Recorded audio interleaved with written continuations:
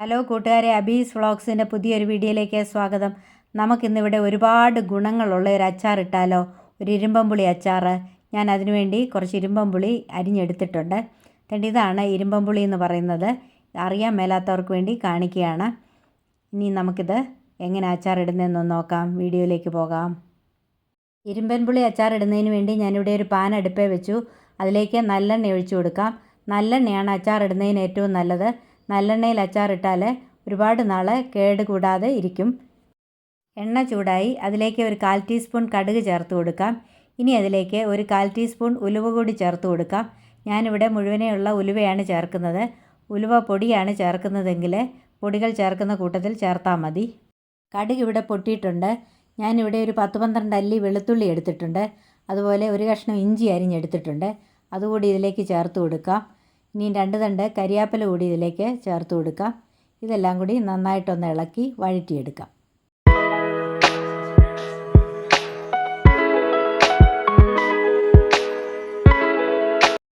വെളുത്തുള്ളി ഇഞ്ചിയൊക്കെ ഇവിടെ വഴന്നിട്ടുണ്ട്. അതിൻ്റെ നിറമൊക്കെ മാറിയിട്ടുണ്ട്.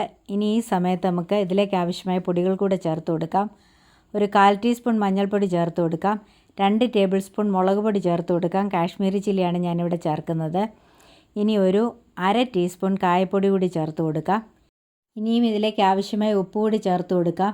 ഞാനിവിടെ ഒരു 1.5 ടേബിൾ സ്പൂൺ ഉപ്പ് ചേർത്ത് കൊടുക്കുന്നുണ്ട്. ഇരുമ്പമ്പുളിക്ക് നല്ല പുളിയുള്ളത് കൊണ്ടാണ് ഇത്രയും ഉപ്പ് ചേർക്കുന്നത്. ഇനി ഇതെല്ലാം കൂടി നന്നായിട്ടൊന്ന് ഇളക്കി ആ പൊടികളുടെ പച്ചമണം മാറുന്നത് വരെ ഒന്ന് വഴറ്റിയെടുക്കാം.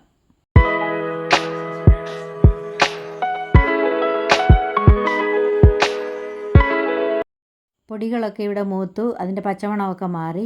ഇനി ഈ സമയത്ത് അരിഞ്ഞു വെച്ചിരിക്കുന്ന ഇരുമ്പൻപുളി കൂടി അതിലേക്ക് ചേർത്ത് കൊടുക്കാം.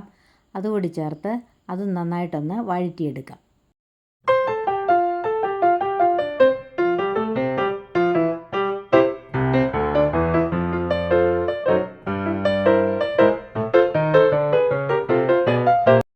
ഇരുമ്പൻപുള്ളി ഇവിടെ വഴന്നിട്ടുണ്ട്. ഇനി അതിലേക്ക് ഒരു 1/4 കപ്പ് വിനാഗിരി കൂടി ചേർത്ത് കൊടുക്കാം. ചാറ് കൂടുതൽ വേണമെന്നുള്ളവർ വിനാഗിരി കൂടുതൽ ചേർക്കണം. എന്നാൽ ഈ അച്ചാർ ഇങ്ങനെ പെരണ്ടിരിക്കുന്നതാണ് ടേസ്റ്റ്.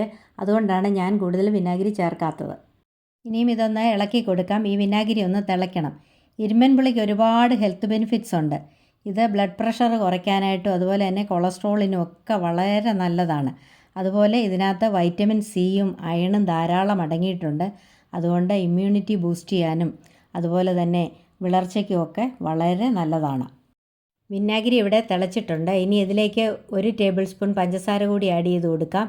ഈ എരിവും പുളിയും ഉപ്പും എല്ലാം കൂടെ ഒന്ന് ബാലൻസ് ചെയ്യാൻ വേണ്ടിയാണ് ഈ പഞ്ചസാര ചേർത്ത് കൊടുക്കുന്നത്. ഇത്രയേ ഉള്ളൂ. ഇരുമ്പമ്പുളി അച്ചാർ ഇവിടെ റെഡിയായി കഴിഞ്ഞു. ഇനി ഇത് നമുക്ക് തീ ഓഫ് ചെയ്ത് വാങ്ങി വയ്ക്കാം. അപ്പോൾ നമ്മുടെ സൂപ്പർ ടേസ്റ്റിയും വളരെ ഹെൽത്ത് ബെനിഫിറ്റ് ഉള്ളതുമായ ഇരുമ്പമ്പുളി അച്ചാർ ഇവിടെ റെഡി ആയിട്ടുണ്ട്. ഇതുപോലെ എല്ലാവരും ഒന്ന് ട്രൈ ചെയ്ത് നോക്കണം.